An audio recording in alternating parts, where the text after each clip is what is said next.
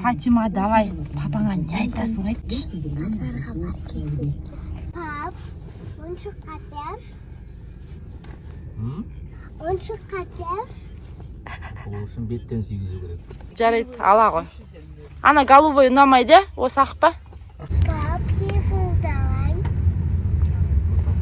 Мә? Пап, киноға соға бер. Тәтем кино таңдап тұр, өзі таңдай қол, таңдай қол. Осы ғой бұлардікі.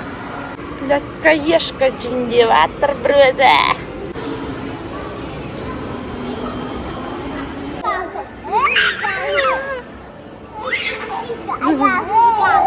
Енді біз мындай куклаға распаковка түсеміз, пап.